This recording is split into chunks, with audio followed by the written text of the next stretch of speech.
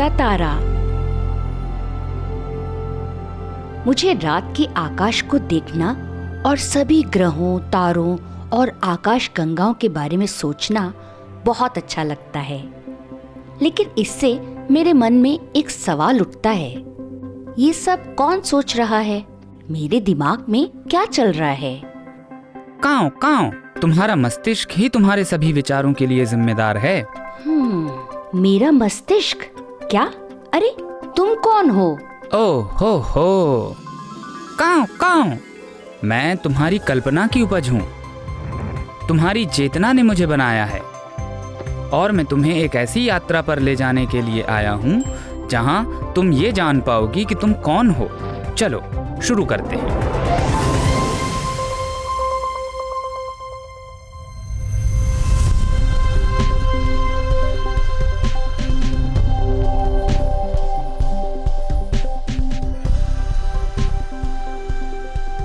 वाह, हम कहाँ हैं? हम तुम्हारे मस्तिष्क के अंदर हैं। यह तो किसी दूसरे ब्रह्मांड जैसा दिखता है ना कमाल की बात? ये तुम्हारे मस्तिष्क के अलग अलग हिस्सों को जोड़ने वाले रास्ते हैं जो न्यूरॉन्स नामक खास कोशिकाओं से बने हैं।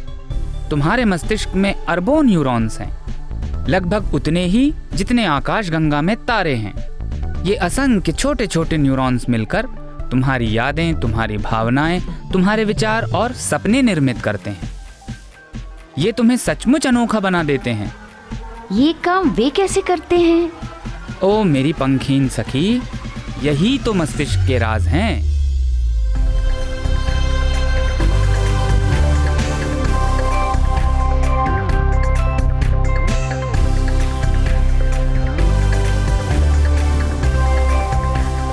रुको रुको रुको रुको, एक न्यूरॉन मुझे मैं कैसे बनाता है? क्या वे मस्तिष्क में मौजूद विशेष कोशिकाएं नहीं हैं? ओह, सिर्फ मस्तिष्क में ही नहीं, वे तुम्हारे पूरे शरीर में फैले हुए हैं और मिलकर तंत्रिका तंत्र बनाते हैं। हमने इसके बारे में स्कूल में पढ़ा था, लेकिन ये छोटी छोटी कोशिकाएं मेरे विचारों और व्यक्तित्व का निर्माण कैसे करती हैं? चलो एक एक प्रश्न से समझते हैं। सबसे पहले आओ देखें कि न्यूरॉन्स तुम्हारे शरीर में संदेश कैसे भेजते हैं। संदेश से तुम्हारा क्या तात्पर्य है? चलो देखते हैं। संदेश किसी भी चीज से शुरू हो सकता है, कुछ भी जो तुम देखती हो, सूंघती हो, चखती हो या सुनती हो, उससे। वह तो भालू की आवाज जैसी लग रही थी। और तुम्हारा मस्तिष्क तुम्हारे पैरों को दौड़ने का संदेश भेजेगा। चलो उस संदेश का पीछा करते हैं।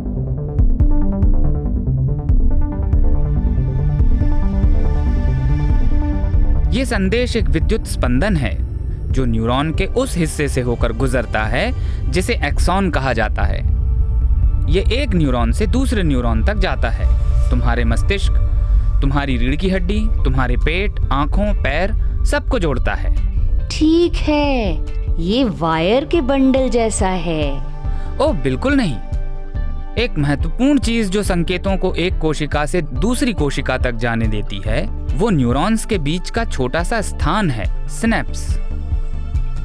संदेश ले जाने वाले न्यूरॉन का एक्सॉन सिनेप्स के पार एक रसायन छोड़ता है। अगले न्यूरॉन पर मौजूद डेंड्राइट्स इसे पहचान लेते हैं। यदि संदेश मजबूत है तो एक विद्युत स्पंदन उत्पन्न होता है और संदेश आगे बढ़ जाता है।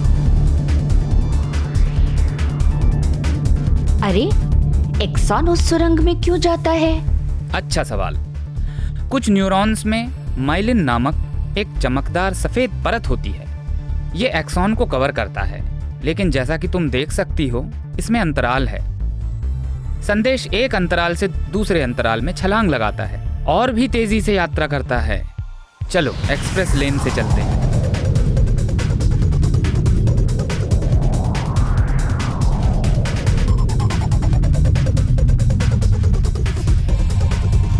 देखो, माइलिन युक्त और माइलिन रहित न्यूरॉन्स घटनाओं पर प्रतिक्रिया करते हैं और अलग अलग गति से अलग अलग स्थानों पर संकेत ले जाते हैं। रुक जाओ कौवे, कुछ संदेश जल्दी क्यों जाते हैं और कुछ धीरे क्यों जाते हैं? अच्छा, मान लो कि तुम किसी पक्षी की चोंच से टकरा गई। अरे तुम क्या कर रहे हो? विज्ञान सिखा रहा हूँ। वो संदेश माइलिन की पतली परत से ढके एक तेज रास्ते पर तेजी से आगे बढ़ा और इससे पहले कि तुम्हें पता चलता कि मैंने क्या किया, तुम कूदकर दूर हट गई। ओह, ये दुख रहा है। हाँ बिल्कुल, दुखेगा ही।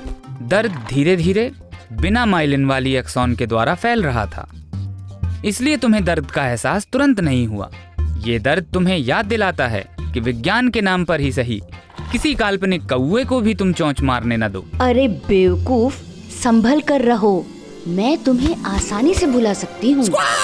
वाह, मेरे मस्तिष्क में तो कुछ अद्भुत बातें चल रही हैं। क्या सभी जानवरों के मस्तिष्क एक जैसे होते हैं? मुझे लगा था कि आप कभी पूछेंगे ही नहीं।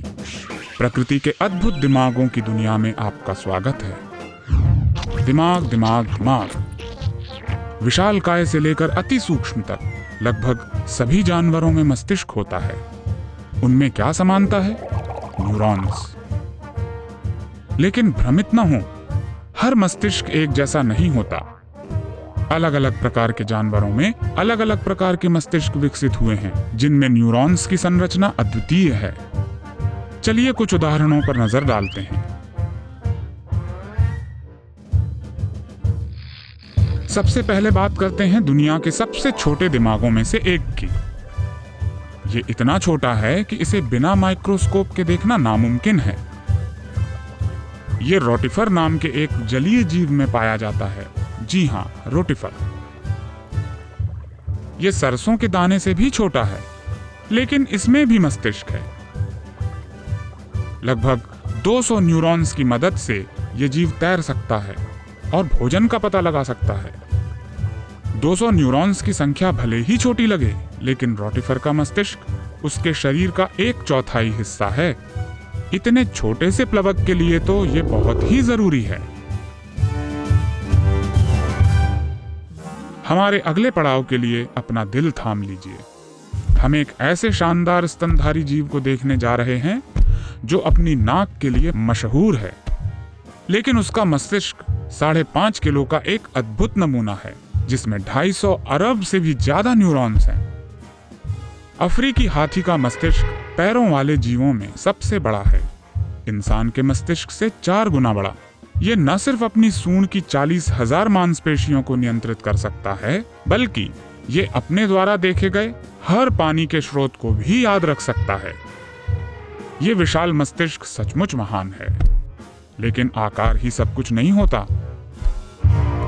प्रकृति में पाए जाने वाले अद्भुत मस्तिष्कधारी जीवों के हमारे इस अध्ययन में शानदार व्हेल जैसे सेटेशियन समुद्री स्तनधारियों को भी पहचानने की आवश्यकता है।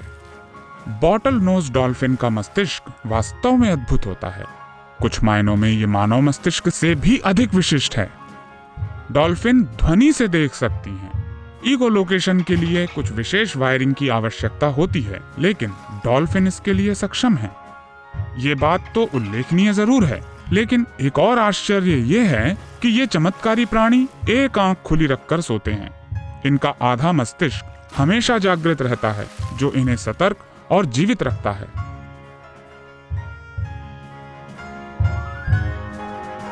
अब एक और मस्तिष्क के बारे में बताने जा रहा हूं, जिसे सुनकर रोंगटे खड़े हो जाते हैं। कूदने वाली मकड़ियां देखने में तो बेहद प्यारी लगती हैं, लेकिन अगर आप कोई कीड़ा हैं तो उनसे गले मिलना घातक हो सकता है। मकड़ी का छोटा लेकिन शक्तिशाली मस्तिष्क उसकी 8 आंखों को एक साथ काम करने में मदद करता है, ताकि वे गति का पता लगा सकें और पलक झपकते ही शिकार पर निशाना साध सकें। ये फुर्तीली मकड़ियां सवाना मैदान में शेर की तरह कुशलता से शिकार का पीछा करती हैं और उसे पकड़ती हैं। लेकिन मकड़ी के लिए आपका सोफा भी सवाना मैदान हो सकता है। रोटिफर, हाथी, डॉल्फिन और मकड़ी इस विशाल ग्रह पर पाए जाने वाले कुछ उल्लेखनीय मस्तिष्क वाले जीव हैं। मस्तिष्क अनेक आकारों और आकृतियों में पाए जाते हैं, लेकिन कोशिकीय स्तर पर वे सभी एक समान होते हैं। इनमें न्यूरॉन्स मौजूद होते हैं। वे संकेत भेजते हैं और प्रकृति के इन अद्भुत मस्तिष्कों का निर्माण करते हैं।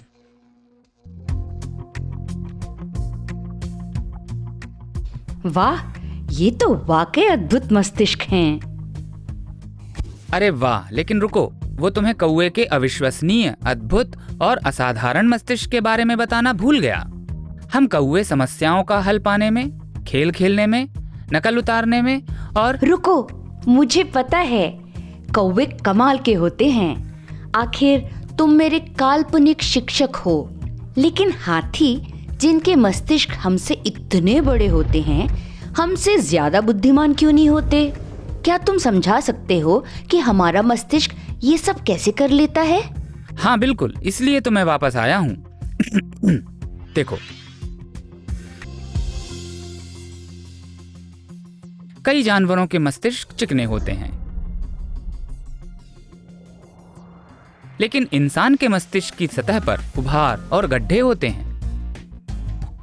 छोटी सी जगह में बहुत सारी शक्ति समाहित हो सकती है। तुम्हारा क्या मतलब है? इसे अधिक शक्ति कैसे मिलती है? न्यूरॉन्स से। तुम्हें न्यूरॉन्स याद होंगे, है ना? मेरे न्यूरॉन्स की तुलना में तुम्हारे सिर में बहुत अधिक मस्तिष्क समाहित है, और उस अतिरिक्त सतह में बहुत अधिक न्यूरॉन्स और सिनेप्स समा सकते हैं। तो अधिक न्यूरॉन्स का मतलब अधिक संदेश है। हाँ बिल्कुल, लेकिन मस्तिष्क में सिर्फ यही अंतर नहीं है। हालांकि हाथी का मस्तिष्क बड़ा और झुर्रीदार होता है, लेकिन ये अलग अलग कामों के लिए विकसित हुआ है। जीवित रहने के लिए इसके न्यूरॉन्स को सूंड की मांसपेशियों और विशाल पैरों को बारीकी से नियंत्रित करने की आवश्यकता होती है। ज्यादा न्यूरॉन्स, अलग अलग कनेक्शन, कुछ नए कंप्यूटर जैसा। हाँ बिल्कुल।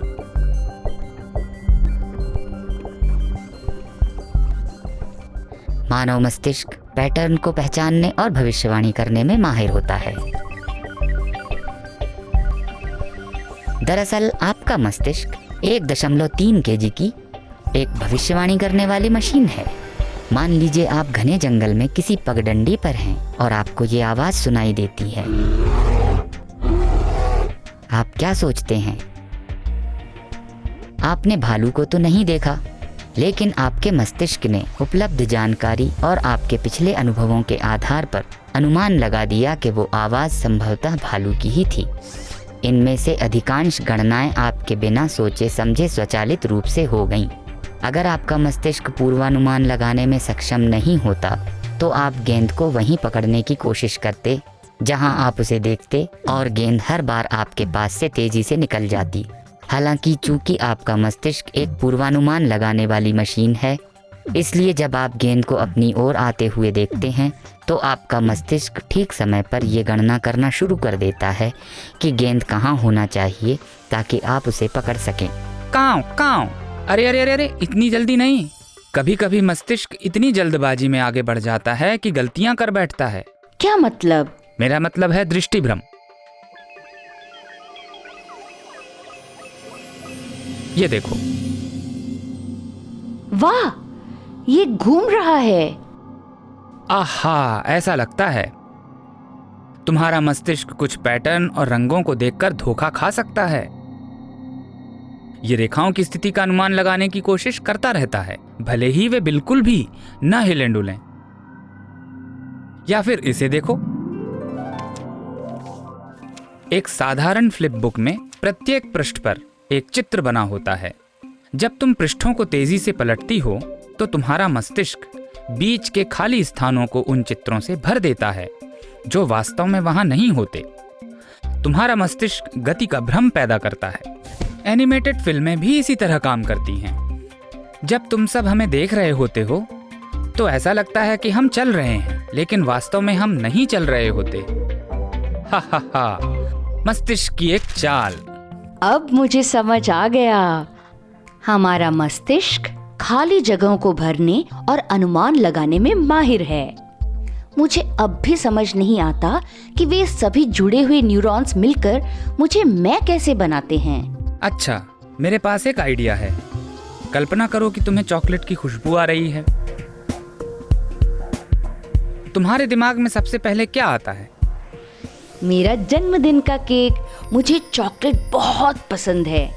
ओहो, लेकिन तुम्हारी सहेली को तो ये बिल्कुल पसंद नहीं है, है ना? हाँ, उसे ये बिल्कुल पसंद नहीं है। चॉकलेट की खुशबू आते ही उसे वो दिन याद आ जाता है जब उसका कुत्ता भाग गया था। देखो, तुम्हें चॉकलेट का स्वाद पसंद है क्योंकि तुम्हें अपना जन्मदिन पसंद है, लेकिन तुम्हारी सहेली इसे किसी बहुत दुखद घटना से जोड़ती है। तुम्हारी आंखें, कान और नाक जानकारी ग्रहण करते हैं, लेकिन तुम्हारा मस्तिष्क उन सभी दृश्यों, ध्वनियों और गंधों का अर्थ निकालता है। तो जब तुम चॉकलेट की गंध सूंघती हो तो न्यूरॉन्स तेजी से ये खबर फैलाने लगते हैं। एक न्यूरॉन दूसरे से जुड़ता है और फिर तीसरा न्यूरॉन उससे।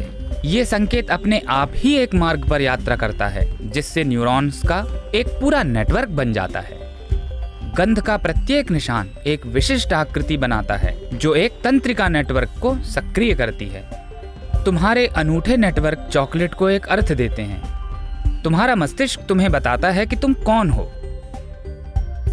आहा, अब समझ में आया। जी हाँ, तुम्हारा मस्तिष्क अद्वितीय है, लेकिन कौओं की तरह ये मनुष्य भी बहुत सामाजिक होते हैं। तुम्हारे मिरर न्यूरॉन सिस्टम में मौजूद न्यूरॉन्स तुम्हें अन्य लोगों से जुड़ने और उनके अनुभवों को साझा करने में मदद करते हैं। ओह, तो इसीलिए अगर मेरी सहेली उदास होती है तो मैं भी उदास हो जाती हूँ। लेकिन फिर अगर मैं मुस्कुराती हूँ तो उसके मिरर सिस्टम के न्यूरॉन्स भी सक्रिय हो सकते हैं और हम दोनों हंसने लगते हैं। और चूंकि मस्तिष्क का भावनात्मक हिस्सा तुम्हारे शरीर से संकेत लेता है, इसलिए हंसने की क्रिया तुम्हें खुशी का एहसास भी दिलाती है। लेकिन मिरर न्यूरॉन सिस्टम का संबंध केवल खुश होने या दुखी होने से ही नहीं है। मान लो तुम एक पेड़ पर चढ़ रही हो। पेड़ पर चढ़ने से संबंधित न्यूरॉन्स सक्रिय हो जाते हैं। अगर तुम्हारा भाई तुम्हें देखता है तो उसके मस्तिष्क में मौजूद मिरर न्यूरॉन सिस्टम भी सक्रिय हो सकते हैं, भले ही उसने किसी शाखा को छुआ भी ना हो। यह सीखने की और सहानुभूति की शुरुआत है। इसलिए मेरे न्यूरॉन्स का नेटवर्क मुझे अद्वितीय बनाता है और मुझे अन्य लोगों से जोड़ता है। और इस तरह तुम्हारे मस्तिष्क के रहस्य सुलझ गए। 1 मिनट रुको कौवे, मैं सिर्फ अपनी यादों और भावनाओं से कहीं बढ़कर हूँ। मैं सीख सकती हूँ, लेकिन बेहतर होने के लिए मुझे अभ्यास की जरूरत है। ऐसा लगता है जैसे अभ्यास से मैं अपने मस्तिष्क को बदल रही हूँ। हाँ, वाकई तुम जो कुछ भी करती हो वो तुम्हारे न्यूरॉन्स द्वारा भेजे गए संदेशों के कारण ही होता है। अगर तुम किसी काम को बार बार करती हो तो न्यूरॉन्स के बीच के संबंध मजबूत हो जाते हैं। क्या तुम्हें अपना पहला वायलिन सबक याद है? शुरू में तंत्रिका मार्गों का अनुसरण करना कठिन था। तुम्हारी उंगलियों को सही तार ढूंढने में काफी मशक्कत करनी पड़ी। लेकिन जैसे जैसे तुम अभ्यास करती गईं, दोहराव से तुम्हारे तंत्रिका तंत्र मजबूत होते गए। न्यूरोट्रांसमीटर बड़ी मात्रा में आ गए। डेंड्राइट्स ने और अधिक रिसेप्टर्स विकसित किए। नए सिनेप्स बने। सिग्नल दिन ब दिन और अधिक शक्तिशाली होता गया। और अब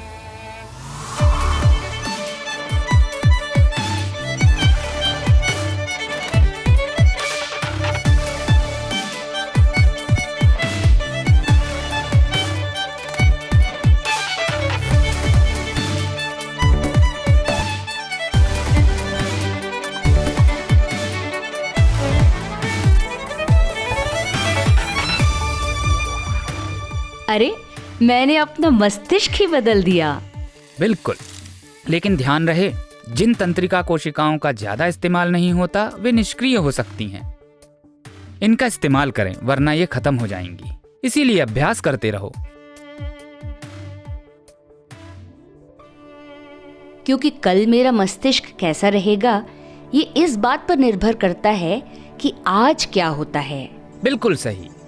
हर अनुभव तुम्हें आज के इस पल के तुम्हारे व्यक्तित्व को निखारने में मदद करता है। अब मुझे समझ आया, वो सारे मैसेज हर समय मेरे मस्तिष्क में घूमते रहते हैं। और ये तो बस शुरुआत है।